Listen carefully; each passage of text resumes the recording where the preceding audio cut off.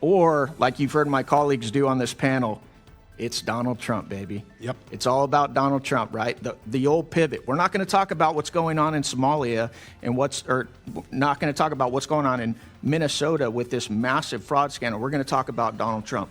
With my remaining seconds, can we play the video I have, Mr. Chairman? When shocking government waste and alleged fraud come to light, the American people deserve accountability, not excuses or political deflection. Representative Eli Crane came armed with the receipts and put the spotlight where it belongs. Let's roll the tape. Viral videos from a young man YouTuber who was literally creeping around daycares by himself, making claims about fraud that were not there. And then the vice president and the FBI director were retweeting these videos without even verifying if they were true. So we're not accusing people of being xenophobic and racist. They are being xenophobic and racist, including the President of the United States. And I want to say, for one, that I stand with the Somali and the immigrant community standing here today.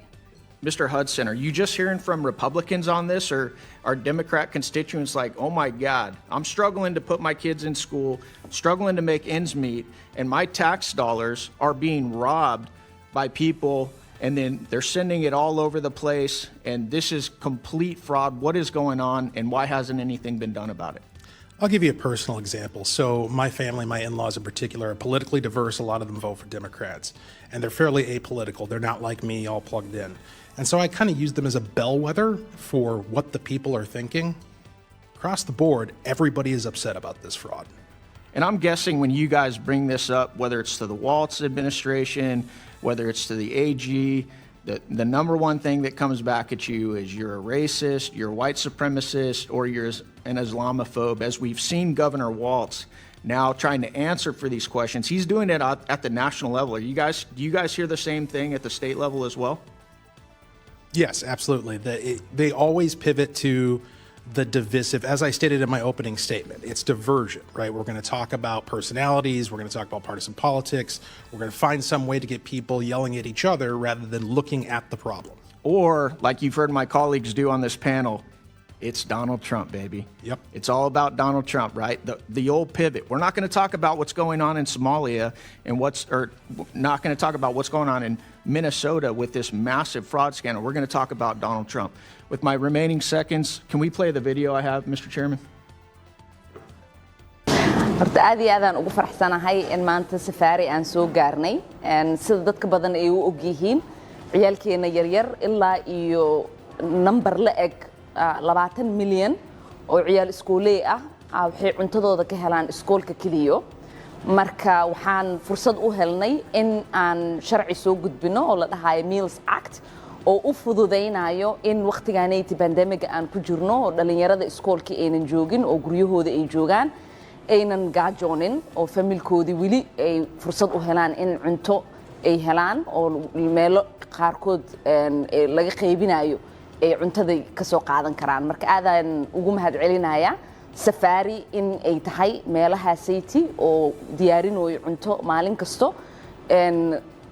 dhalinyarada ciyaalkii iyo familkoodina ku taakuleynaayo cuntada city maalintii kaliya safari waxay cunto siisaa 2300 oo ciyaal ah iyo familkooda taas waa mid muhiim ah sida aad u ogtihiin dhalinyaro badan gaajo ku nool wadankaanayti ama familkooda fursad u helin in quraac qada iyo casho ay siiso marka in qadada city ay meel ka helaan aad ay u muhiimsan tahay bishan ramadaanka oo familiyaalkeena badan iyagoo aan shaqo haysanin iyagoo aan taakulayn kale helaynin in aynan ka walwalin ciyaalkooda yaryar sidii ay qado ku siin lahaayeen waa muhiim marka waxaan u mahad celinayaa safariyo kaleete iyo dadka badan oo maalin ilaahay keeno fursad u qaatay in ay u volunteer gareeyaan oo ay taakuleeyaan familiyaalka.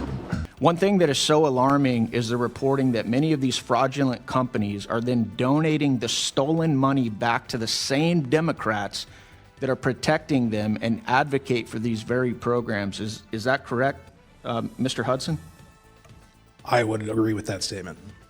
Well, we just had one of my Democrat colleagues said these are just opinions. You know, are these guys donating money back to Democrats? Yes, they are. I'd like to enter into the record, Mr. Chairman, an article from Breitbart News saying, with the title being Database Searches Show Somali Fraudsters Funding Democrat Politicians. So these aren't opinions. Without objection. There's actually reporting on this. Are you guys aware? You guys are elected officials in Minnesota, right?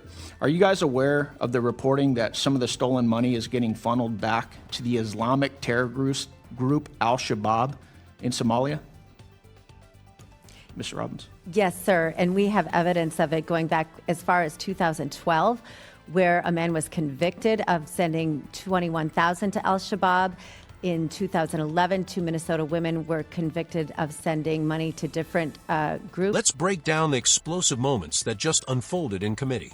Representative Eli Crane stepped up and immediately confronted what he saw as the biggest issue in the room. Instead of allowing the discussion to drift away from serious allegations involving millions of dollars in taxpayer-funded programs in Minnesota, Crane pressed for answers. The moment tough questions were raised about missing funds, program abuse, and potential fraud, the political temperature quickly changed. Critics of the programs were accused of using labels such as xenophobia, racism, and Islamophobia, turning the debate away from the central question: where did the money go, and who is responsible for overseeing it? Crane refused to let those accusations derail the conversation. And then came the moment that changed the entire tone of the hearing. Crane rolled the footage. In politics, talking points can be debated all day.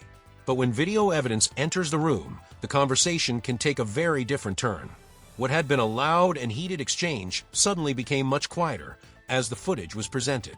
Crane used that moment to drive home a simple argument: questions about government spending and alleged fraud should be investigated regardless of someone's political party or background. Republicans, Democrats, and independents all have something in common. They expect their tax dollars to be protected. Wanting transparency isn't bigotry. Demanding accountability isn't hatred. And asking whether taxpayer money was properly spent is one of the most basic responsibilities of government oversight. But the hearing went even deeper.